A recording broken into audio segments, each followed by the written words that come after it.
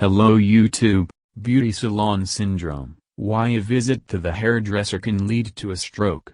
We will immediately reassure the most suspicious and say that the beauty salon syndrome is extremely rare. All cases recorded by doctors can be listed by bending the fingers of two hands. But everyone should be aware of the risks associated with washing their hair at the hairdresser, even if it is minimal. One of the most famous cases of beauty salon syndrome occurred in 2011.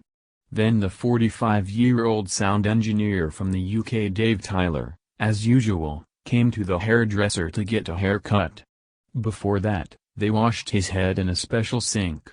After visiting the salon, Tyler began to have severe headaches, and 2 days later he had a stroke. Dave Tyler never regained mobility in his right arm.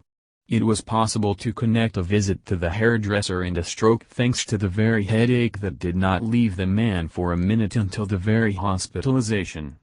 Having studied the circumstances of this case, neurologists quickly found the cause. When a client of a barber shop is washing his head, he throws it back strongly. In this case, the person presses his neck tightly against the edge of the sink so as not to wet his clothes. In this case, the carotid artery, which supplies the brain with blood, is clamped. This causes a violation of blood circulation and can lead to the formation of a blood clot. Doctors believe that the primary blood clot formed in Tyler's artery while washing his hair. This caused headaches, which became the harbingers of an ischemic stroke. 2 days later, the clot broke off and its parts blocked the vessels in the brain. For the man, everything ended relatively well. He spent 3 months in the clinic, and then sued the beauty salon for £90,000, 6.8 million rubles. Until now, no one can say with certainty whether Tyler will be able to fully recover from a stroke and when this will happen. Should I be afraid to wash my hair? Stroke specialist from the University of Manchester, Professor Pippa Tyrrell, commented on the story of Dave Tyler.